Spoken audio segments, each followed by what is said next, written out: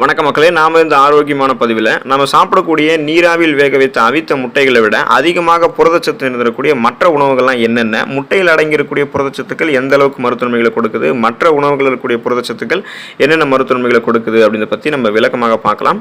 அதை பற்றி பார்க்குறதுக்கு முன்னாடி இந்த வீடியோவுக்கு மட்டும் ஒரு லைக் கொடுத்துட்டு இந்த தகவலை உங்களுக்கு தெரிஞ்சவங்களுக்கும் ஷேர் பண்ணிவிடுங்க. ஏன்னா அது அவங்களுக்கும் பயனுள்ளதாக இருக்கக்கூடிய ஒரு ஆரோக்கியமான பதிவு தான். இது போன்ற அப்டேட்ஸ்கள் நீங்கள் தொடர்ந்து பார்க்குறதுக்கு நம்மளுடைய ஹெல்த் நியூஸ் தமிழ் சேனலை மறக்காமல் சப்ஸ்கிரைப் பண்ணி வச்சுக்கோங்க. பக்கத்தில் இருக்கக்கூடிய பெல் பட்டனையும் கிளிக் பண்ணி ஆல் அப்படின்ற ஆப்ஷனையும் செட் பண்ணி வச்சுக்கிட்டீங்க அப்படின்னா நான் போடக்கூடிய எல்லா அப்டேட்ஸும் உங்களுக்கு நோட்டிஃபிகேஷன் அடிக்கடி வந்து சேரும். சரி வாங்க மக்களே, இப்போ வீடியோக்குள்ளே போயிடலாம். அந்த வகையில் முதல்ல நம்ம வந்து சோயா பீன்ஸ் எடுத்துக்கிட்டோம் அப்படின்னா இதில் நமக்கு புரதச்சத்து வந்து முட்டையை விட அதிகமாகவே காணப்படுது. சோயா பீன்ஸ்களில் வந்து நிறைவுற்ற கொழுப்பு குறைவாகவும், விட்டமின் சி என்று சொல்லக்கூடிய உயிர் சத்து, புரதம் மற்றும் ஃபோலேட் சத்துக்கெல்லாம் அதிகமாகவும் இருக்குது. இது வந்து கால்சியம், நார் சத்து, இரும்பு சத்து, மெக்னீசியம், பாஸ்பரஸ் சத்து மற்றும் பொட்டாசியம் போன்ற ஊட்டச்சத்துக்களினுடைய சிறந்த மூலமாக இருக்குது. ஒரு கிண்ணம் சமைத்த சோயா பீன்ஸ் உங்களுக்கு 28 கிராம் புரதத்தை வந்து வழங்கும். ஸோ இந்த புரதம் வந்து நம்ம எடுத்துக்கொள்ளக்கூடிய முட்டையினுடைய அளவை விட அதிகமாக இருக்கும். நமக்கு ஈஸியாக கிடைக்கக்கூடிய வகையிலும் சோயா பீன்ஸ் வந்து இருக்கும். இதில் இருக்கக்கூடிய ஊட்டச்சத்துக்களான விட்டமின் சி நோய் எதிர்ப்பு சக்தி திறனை அதிகப்படுத்தும், புரதச்சத்து உடலுக்கு வந்து ஆற்றலை கொடுக்கும், கால்சியம் சத்து எலும்புகளை பலப்படுத்தும், நார் சத்து செரிமானத்தை மேம்படுத்தும், இரும்பு சத்து நமக்கு அனிமியா என்று சொல்லக்கூடிய ரத்த சோகை நோயை குணப்படுத்தி மீண்டும் வராமல் தடுக்கும். ஸோ அதுபோல தான் நம்ம எடுத்துக்கொள்ளக்கூடிய இந்த முட்டையை தவிர்த்தும் ஆரோக்கியமான கால்சியம் சத்து கொண்டிருக்கக்கூடிய உணவுகளாக, நம்ம புரதச்சத்து இருக்கக்கூடிய உணவுகளாக சோயா பீன்ஸ் வந்து எடுத்துக்கொள்ள வேண்டியது அவசியம். பாதாம் பருப்பு நம்ம எடுத்துக்கொண்டோம் அப்படின்னா முட்டையை விட புரதச்சத்துக்கள் அதுலேயும் அதிகமாக இருக்குது. பாதாம் வந்து குறிப்பாக இதய ஆரோக்கியத்திற்கு நல்லது. ஏன்னா இதயம் ஆரோக்கியமாக இருக்கணும்னா கெட்ட கொழுப்புகளை நமக்கு இருக்கக்கூடாது, நல்ல கொழுப்புகள் மட்டும்தான் இருக்கணும். இப்போ இதயம் ஆரோக்கியமாக இருக்கிறதுக்கு வேண்டிய நல்ல கொழுப்புகளை பாதாம் பருப்பு கொடுத்து கெட்ட கொழுப்புகளை குறைக்கும். இதனால் ரத்த நாளங்களில் கொழுப்பு படிவு இருக்காது. ரத்த நாளங்கள் இயல்பான அளவில் சுருங்கி விரிஞ்சு இதயத்துக்கு ரத்த ஓட்டத்தை அனுப்புறதால மாரடைப்பு, பக்கவாதம் போன்ற அபாயங்கள்லாம் எதுவும் இல்லாமல் பன்மடங்கு இதயத்தை பலமாக வைத்துக் கொள்ளலாம். ஸோ குறிப்பாக நம்ம பாதாம் பருப்பு எடுத்துக்கொள்ளும் போது இருக்கக்கூடிய விட்டமின் இ, தாமிரம், மெக்னீசியம் சத்து போன்றவைகள்லாம் மூளை வளர்ச்சிக்கு உதவும், சருமத்தை வந்து பாதுகாக்கும், தோல் சுருக்கம் இல்லாமல் பண்ணும், முடி வளர்ச்சியை மேம்படுத்தும், ரத்த சோகை நோயை குணப்படுத்தி மீண்டும் வராமல் தடுக்கும், மூளை வளர்ச்சியை ஆரோக்கியமாக பாதுகாத்துக்கும்.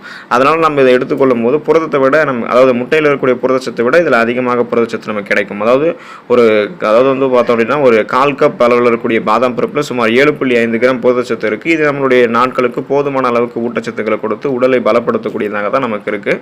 ஸோ அடுத்து வந்து பார்த்தோம் அப்படின்னா பூசணி விதைகள். இப்போ புரதம் நிறைந்திருக்கக்கூடிய உணவு பட்டியலில் பூசணி விதைகளை வந்து விட முடியாது. பூசணி விதைகள் வந்து அவற்றினுடைய மெக்னீசியம் சத்து உள்ளடக்கம் காரணமாக நமக்கு நிறைய நன்மைகளை கொடுக்குது.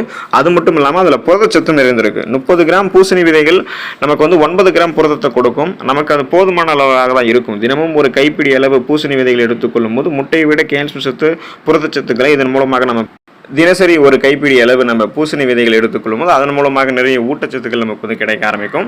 பொதுவாக வந்து நம்ம அந்த அப்புறம் வந்து வேர்க்கடலை எடுத்துக்கலாம். ஸோ வேர்க்கடலை எடுத்துக்கிட்டோம் அப்படின்னா இதில் முட்டையை விட அதிகமாக புரதச்சத்துக்கள் வந்து காணப்படுது.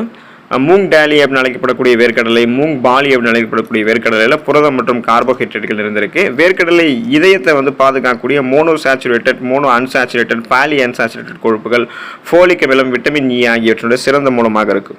இப்போது வேர்க்கடலையில் வந்து 7 கிராம் புரதச்சத்து இருக்குது. இது நமக்கு உதவிகரமாக இருக்கும். அதே போல் இதயம் சார்ந்த பிரச்சனைகளையும் வேர்க்கடலை வந்து சரி பண்ணிவிடும், மூளை ஆரோக்கியத்தை மேம்படுத்தும், ரத்த நாளங்களில் வந்து கொழுப்புகள் எதுவும் படியாமல் இருக்கிறதால இதயத்திற்கு போதுமான அளவுக்கு ரத்தத்தை வழங்கி நம்மளுடைய இதயத்தை மேம்படுத்தக்கூடியது நாம் எடுத்துக்கொள்ளக்கூடிய வேர்க்கடலை தான். அப்புறம் குறிப்பாக மூளை ஆரோக்கியத்தை சிறப்பாக பாதுகாத்துக்கும், சருமத்தை வந்து நமக்கு ஆரோக்கியமாக பாதுகாக்கும், ரத்தத்தில் இருக்கக்கூடிய சர்க்கரையினுடைய அளவெல்லாம் நமக்கு வேர்க்கடலை வந்து கண்ட்ரோல் பண்ணும். ஸோ முட்டையை விட புரதம் அதிகமாக இருக்கக்கூடிய உணவுகள், கால்சியம் அதிகமாக இருக்கக்கூடிய உணவுகளை கொண்டைக்கடலை வந்து இடம் பிடிக்குது.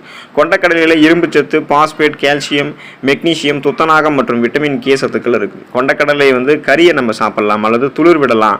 எப்படியும் அது ஆரோக்கியத்துக்கு நமக்கு நல்லது தான். ஒரு கப் சமைத்த கொண்டைக்கடலையில் 12 கிராம் புரதச்சத்து இருக்குது. இது நமக்கு தேவையான ஒரு ஊட்டச்சத்தாக இருக்குது. அதனால் கொண்டைக்கடலை வந்து நமக்கு ரொம்ப அரிதிலும் அரிதாக இருக்கும். ஸோ அதனால் கொண்டைக்கடலை வந்து அதிகமாக யாரும் சேர்த்துக்க மாட்டாங்க உணவுகளில். கொஞ்சம் கொஞ்சமாக நம்ம சேர்த்துக்கிட்டோம் அப்படின்னா நிறைய ஊட்டச்சத்துக்களை பெற்று நன்மைகளையும் வந்து பெறலாம்.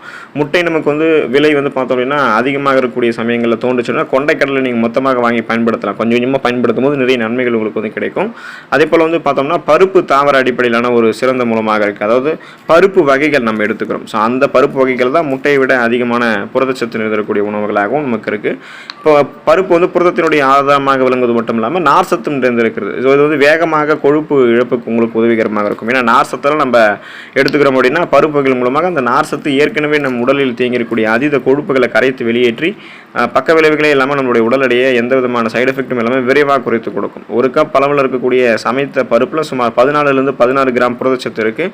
இது நிச்சயமாக வேக வைத்த முட்டையை விட புரதச்சத்துக்களை அதிகமாக கொண்டிருக்கக்கூடிய ஒரு அளவு தான். ஸோ அதனால் பருப்பு வகைகள் எடுத்துக்கொள்ள வேண்டியது அவசியம். குயினோவா, பழுப்பரிசி, ஓட்ஸு, முழு கோதுமை ரொட்டி போன்ற இந்த மாதிரி உணவுகளை நம்ம எடுத்துக்கொள்ள வேண்டியது அவசியம். முட்டையில் கால்சியம் சத்தும் குறிப்பாக புரதச்சத்தும் அதிகமாக அடங்கியிருக்கு தான். நான் அதை சந்தேகம் கிடையாது.